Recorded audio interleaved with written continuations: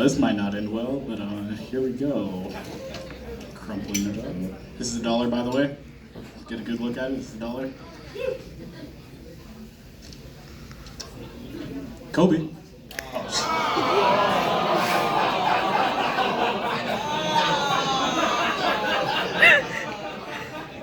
Well, he was 44% from the field for his career, so that's pretty on line, I guess. It's out of respect, all right? It's out of respect. It's out of respect. Honestly, the news like completely blindsided me today, and I'm just still kind of shaken up over it, to be completely honest. So, the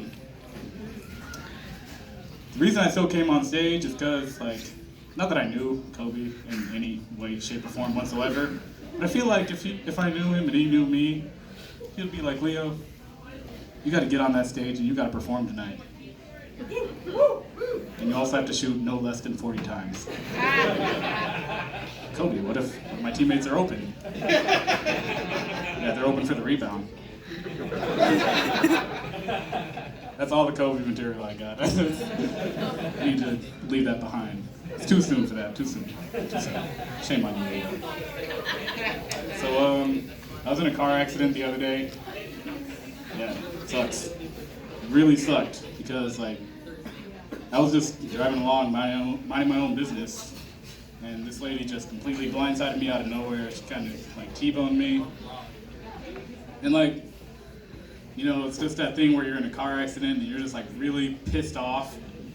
You're just like ready to storm out the car, like just bust somebody's head in, like you just storm out the driver's seat, and then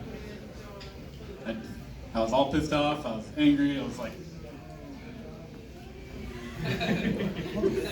fucker. My fucking door was jammed in. It ruined my entire moment of being able to just storm out of the door, and then at this point, I have to crawl over the passenger seat, which by the way, Grand Theft Auto, the whole series, it is vastly overestimated how easy it is to crawl from the passenger seat to the driver's seat, okay?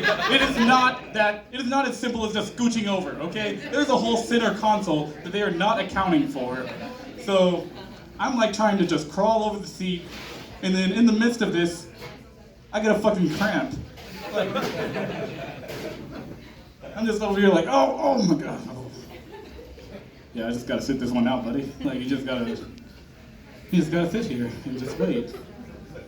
And then the other driver like gets really concerned because, you know, I'm just sitting here and I haven't stepped out of the car yet.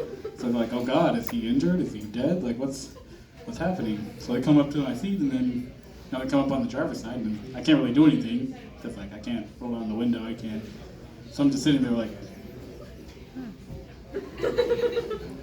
pull around. And I don't want to admit that I have a cramp because, like, yeah, I could, like, try to claim some kind of injury off of it, but, I mean, what kind of, like, if you're suing because you got a cramp out of a car accident, like, what do you really get out of that? Like, what's the payout? Like, just a pack of Vicey Hawks? Like, it's not really a good payout. It's not worth my time. But, long story short, that accident was not my fault at all. You know, the officer on the scene determined that, so I'm good. My insurance is paying for it. I got my rental and everything's good.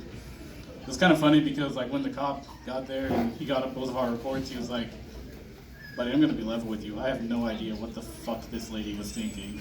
Like, that's what the cop told me. And, like, I've had a few run-ins with the law. This is by far my most cordial interaction with the police, like, ever. Like, I was almost out there shouting Blue Lives Matter. No, I wasn't gonna do that, but, like, you know, it was this kind of caught me off guard because, like, if there's one thing that actually does truly scare me in life, it's the police. And I don't feel like I have to explain why, but, like, I had a nightmare the other night. I actually had a nightmare that I was being arrested. I've been arrested in real life. I was being arrested again for not having an oil change. How did that happen? Well, you know, I get pulled over. Cop comes up to my vehicle. He's like, "So you having a little car trouble there, buddy?" Car trouble? What are you getting at? Well, I can look over in that little sticker there in the corner. It's been over 5,000 miles. You know, some people recommend 3,000. You're really pushing it here. I'm going to be level with you. It's been over 5,000 miles, and I'm just trying to figure out if you're just trying to let your car die out so you can get a good insurance payout. That is the biggest stretch of crime like I have ever heard of. And like, this all happens. I actually get arrested in this dream. I knew it was a dream though, because when he asked my ID, handed my ID, and I was actually smiling in my photo. Which, you know, that's just like a common rule that you don't smile in your driver's license photo, because like the cops are gonna pull you over, you're not gonna be smiling. You're gonna be like, oh, I don't know if that adds up. So,